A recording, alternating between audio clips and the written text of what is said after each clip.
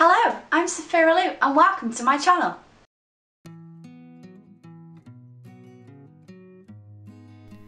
Hello guys and welcome to this week's video. This week I decided to continue on my couples Masquerade series and do Donald and Daisy Duck.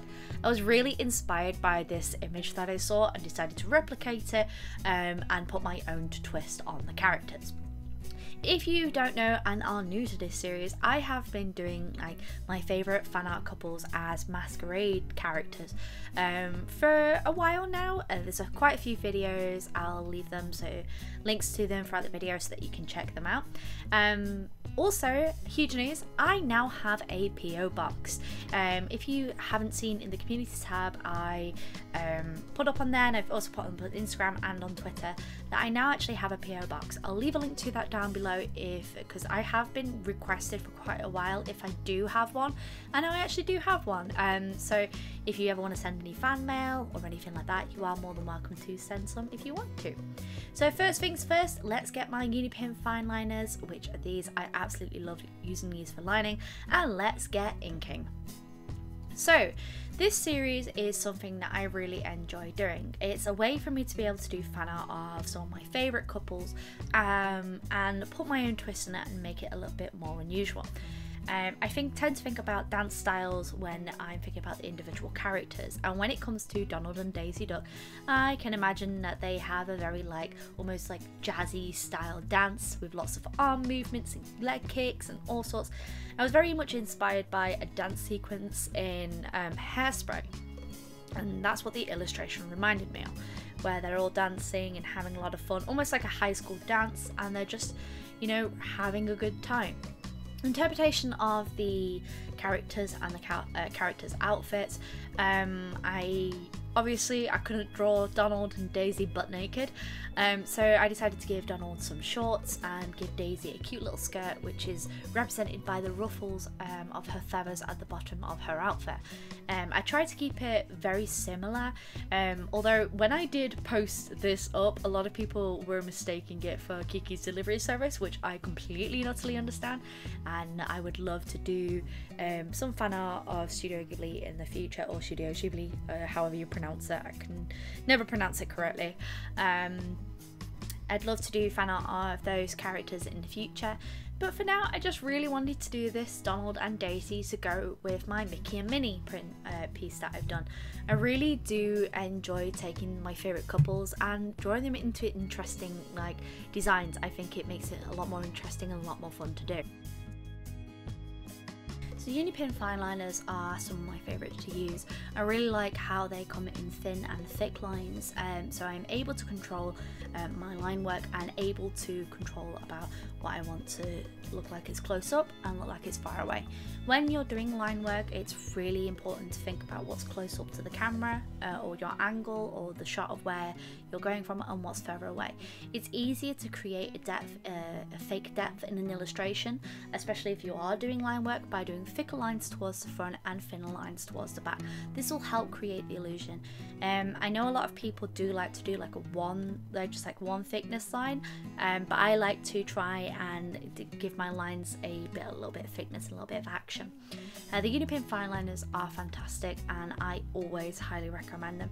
I think they are wonderful to use and they work with pretty much any medium I use them with, which is absolutely fantastic, especially considering I like to mix up mediums a lot. The markers I'm using the Winsor & Newton and Letraset Pro markers. The Letraset are just the old range, the Winsor & Newton markers are the newer range. There's no difference, they just rebranded. I tried to keep the colours very similar to the outfits that the characters do wear, but I didn't want them to be nude at the bottom, so I made it so that Donald wears shorts and Daisy wears a cute little skirt. I tried to make it so it replicated their duck bodies a little bit, but obviously not making it too obvious. These Letraset Pro markers, I do highly recommend markers. They are some of my all-time favourite markers I've ever used. I've done a ton of marker reviews in the past. If you're new to this channel and you want to check those out, there is a playlist which I have all my marker tutorials and marker reviews up on there as well. The reason why I do praise the Pro Marker range so much is because it does have the option of both a brush marker and a bullet nib, and as a person who isn't a massive fan of brush markers but understands why people do love brush markers so much, I kind of think it's the best of both worlds. I think the ink quality in them is absolutely fantastic and I really do stand by them. I've used these markers, I've had some of these markers now for about 8 to 10 years, like I've had them a long time. And I actually switched over from Copics to Pro Markers because one, it was much more affordable for me, and two, they were just more readily available at the time. I haven't tried Copics in a long time, but yet again I much prefer a bullet nib over a brush tip, but to be honest, I probably couldn't afford Copics anyway.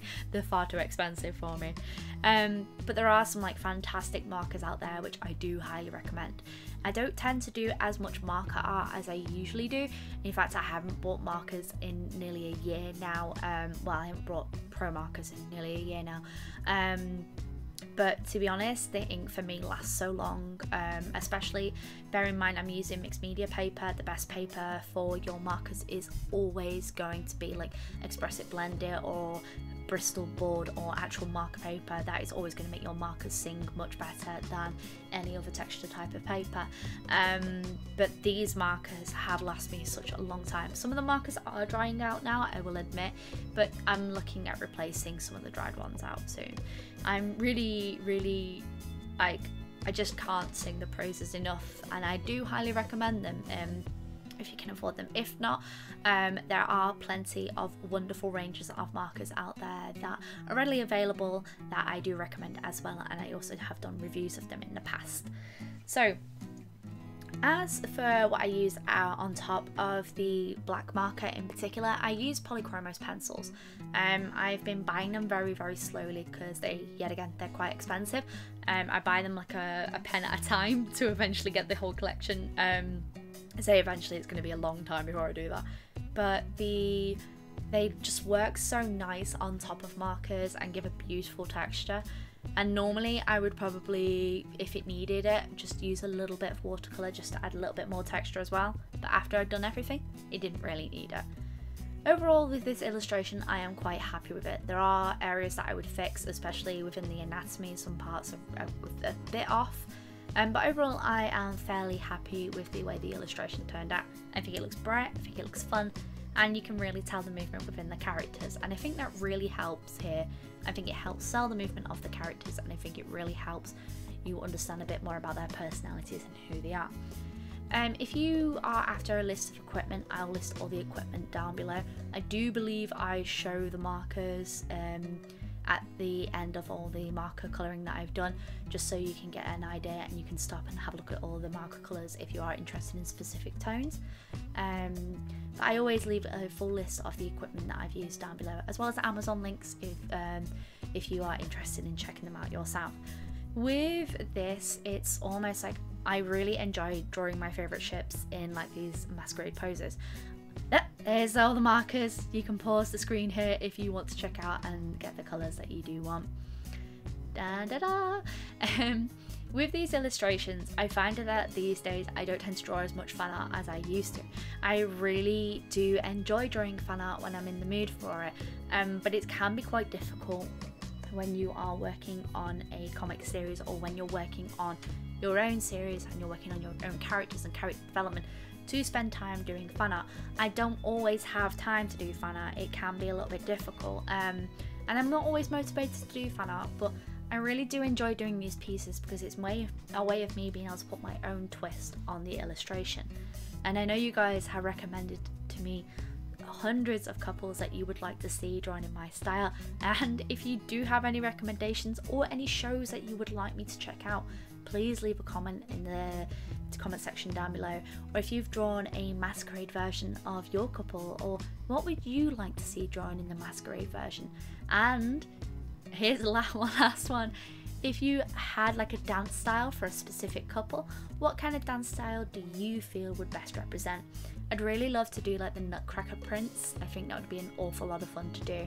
And I have a really good idea for Little Shop of Horrors and Phantom of the Opera and all that. Here's a few final looks over the whole illustration, and overall I had an awful lot of fun drawing these guys. I hope you guys have enjoyed this video.